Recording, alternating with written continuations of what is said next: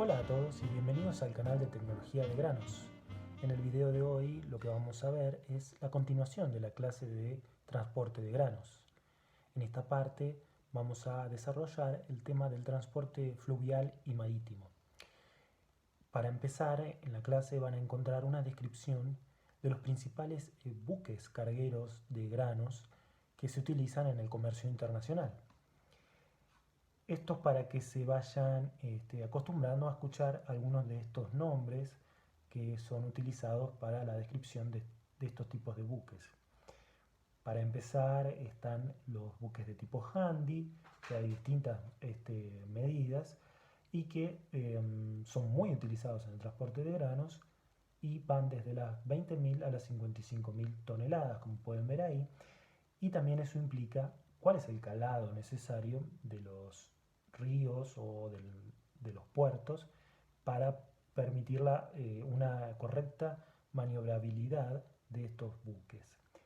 Estamos hablando de entre 32 y 38 pies. Luego tenemos los buques de tipo Panamax, que son también muy utilizados y que se denominan así porque están adaptados para cruzar el canal de Panamá. En estos tipos de buques se cargan hasta 70.000 toneladas y el calado es de 40 pies. Más allá de este tipo de buques ya nos vamos a buques mucho más grandes como el Capesize, que pueden cargar más de 100.000 toneladas, pero el calado es de 45 pies, entonces no pueden cruzar el canal de Panamá. Eso como un primer pantallazo en cuanto a los tipos de buques utilizados en el transporte marítimo.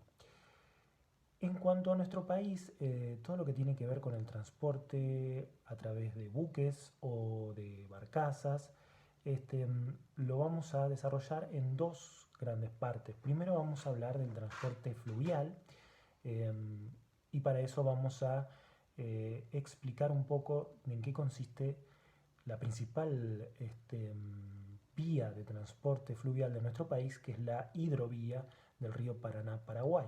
Entonces en la clase lo que van a tener es una descripción de la hidrovía, de la importancia de la misma y de los distintos sectores en los cuales está dividida.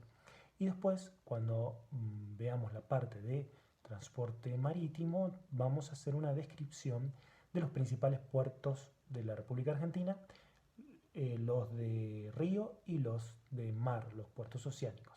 Bueno, para empezar con la hidrovía Paraná-Paraguay, lo primero que les muestro es un mapa de la extensión de la misma y de todos los cursos en realidad que podrían estar involucrados, hablando principalmente del Paraná y del Paraguay, pero también de, por ejemplo, la cuenca del Tieté, que llevarían a la hidrovía desde San Pablo directamente hasta Buenos Aires por agua. Acá podemos observar los distintos tramos que tiene la hidrovía Paraná-Paraguay y también sus distintas profundidades de calado, lo cual va a determinar qué tipo de embarcación pueden conducirse en esos tramos de la hidrovía. En cuanto a las características más importantes de la hidrovía, tenemos que decir que presenta excelentes condiciones naturales para el tránsito de embarcaciones, que puede transportar un gran volumen a bajo costo, y esto tiene que ver con todas las eficiencias de las que hablábamos en la parte primera de esta clase. Economiza el combustible, tiene menor impacto ambiental, forma parte de una integración del Mercosur porque permite conectar países como Brasil, Paraguay y Argentina. Hablando específicamente de los tramos de la hidrovía por el río Paraguay, tenemos que el río presenta distintos sectores con distintas condiciones que condicionan la navegabilidad. Desde Puerto Cáceres en Brasil hasta Puerto Aguirre en Bolivia y Corumba en Brasil, el río Paraguay atraviesa un gran pantanal que es una reserva ecológica mundial, con lo cual todas las tareas de dragado están limitadas. Luego, entre Río Apa y Asunción, el río presenta afloramientos rocosos, con lo cual no alcanza a contragar. Finalmente, entre Asunción y Santa Fe, la mayor parte del año ya el río tiene 10 pies. Esto implica que la navegabilidad desde el puerto de Santa Fe hacia el norte está reservada a barcazas de 11 pies, pero a medida que vamos subiendo el río arriba, cerca de Puerto Cáceres ya hablamos de solamente 8 pies. En cuanto a la navegabilidad del otro tramo, del Tieté-Paraná, se nos presenta una limitante bastante importante, que es la represa de Itaipú, que no tiene un sistema de esclusas, por lo cual ese desnivel de 115 metros no es posible sortearlo con barcazas. La opción es desembarcar la mercadería, pasarla a camiones, superar la represa de Itaipú y volver a cargarlas. En cuanto a los distintos sectores en el río Paraná, ahí ya hablamos de por lo menos 3 grandes sectores: la parte alta del río, entre Barranqueras, Chaco y Paraná, Entre Ríos, que tenemos un calado bajo de 10 pies, luego un sector medio entre Paraná y Rosario, en el cual el calado es mayor, es de 22 pies, y luego ya el sector bajo del río, entre Rosario y Río de la Plata, que el calado ya es importante, es de 35 pies. Bueno, esto es un pantallazo general muy por arriba de lo que es la hidrovía Paraná-Paraguay. Van a encontrar algo más de información en la presentación y también un material adicional, una lectura adicional, donde pueden profundizar sobre este tema. Pasando al tema de los puertos, lo que nosotros les presentamos en la clase es, lo que van a poder encontrar en el PDF, es una descripción de los puertos más importantes para el transporte de granos en nuestro país, que los dividimos en 2 grandes grupos: los puertos de río, es decir, básicamente todos ubicados, o por lo menos vamos a concentrar los que están ubicados en el río Paraná, y luego los puertos oceánicos, que son básicamente 3: Bahía Blanca, Quequén y Mar del Plata. Mar del Plata con una importancia muy menor. Lo que queremos que quede bien claro en esta parte es, primero, que el puerto más importante para el transporte de granos, para la salida de granos del país, es el complejo del puerto de Rosario, ¿sí? Todo el complejo que no es solo Rosario, sino que incluye Rosario, San Lorenzo y San Martín, acumula la mayor participación en el comercio internacional de granos. La limitante de este puerto, como lo veníamos hablando anteriormente, es el calado, la profundidad que tiene el puerto, el río, en ese sector. Lo que van a ver detallado es las características de cada uno de los puertos de río, ¿sí? Desde Buenos Aires hasta el puerto de Santa Fe, hasta ahí llegamos, con sus principales características, ¿no? En dónde están ubicados, cuál es el calado, cuántas terminales de granos presentan, cuál es la capacidad de carga de esas terminales, cuál es la capacidad de almacenamiento y algunas características más. Como les decía, es importante que sepan que estos puertos de río tienen una limitante que está dada por el calado, que como máximo es de 34 pies en Rosario. Esto implica que la mayoría de los buques cargueros de granos no pueden salir con las bodegas llenas, porque si no, no les da el calado. ¿Qué hacen estos buques para completar la carga?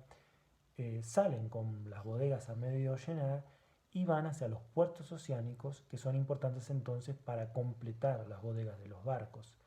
Por eso entonces puede ser que veamos que en el puerto de Bahía Blanca se exportan una gran cantidad de soja, por ejemplo, si bien la zona circundante al puerto no es importante en la producción de este grano.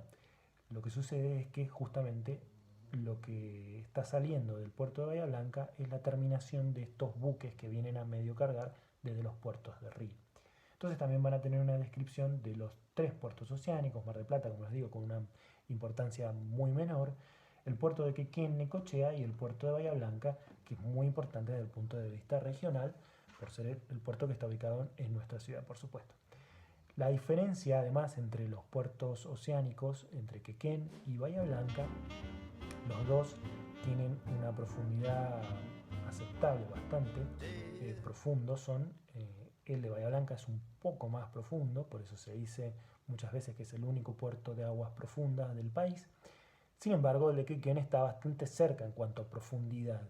Digamos que la limitante en Quequén no va a ser la profundidad, que llega hasta 45 pies y que se evalúa aún profundizarlo más, y que en Bahía Blanca también es de 45 pies y que la zona del canal de ingreso ha llegado también hasta 50 pies. Pero la diferencia principal es que el puerto de Quequén, al ser un puerto de mar abierto, tiene mayor cantidad de días con tormenta, por ejemplo, en los cuales los buques no pueden ingresar al puerto. A diferencia del puerto de Bahía Blanca, que al estar inmerso en la ría, las condiciones de mar abierto no son tan importantes, entonces no hay tantos tiempo de demora para el ingreso de los buques. Esa es una de las principales diferencias entre los puertos. También van a encontrar información sobre las distintas terminales que operan en el puerto de Bahía Blanca y también un detalle en particular de la terminal Bahía Blanca, con sus características más importantes, porque es una terminal que siempre visitamos en el curso de la materia. Este cuatrimestre no lo vamos a poder hacer, pero esperamos que en algún momento ustedes también puedan visitar esta terminal de alguna forma. Será quizás los que puedan el cuatrimestre que viene. Bueno, es algo que tenemos que seguir viendo cómo se van desenvolviendo las circunstancias en las cuales estamos. Esto es a grandes rasgos lo que van a encontrar en la clase de hoy. No es para que se conozcan las características de cada uno de los puertos del país, pero sí es importante conocer esto, las diferencias principales entre los puertos oceánicos y los puertos de río, y también la importancia del puerto de Rosario, la importancia del puerto de Bahía Blanca. Más o menos a grandes rasgos, entonces, esta es la segunda parte de la clase de transporte de granos. Hasta acá llegamos con esta presentación. Cualquier consulta la vemos en el foro dentro de Moodle o directamente en la clase en vivo por Adobe Connect. Así que estamos disponibles y bueno, nos vemos en la siguiente clase. Hasta luego.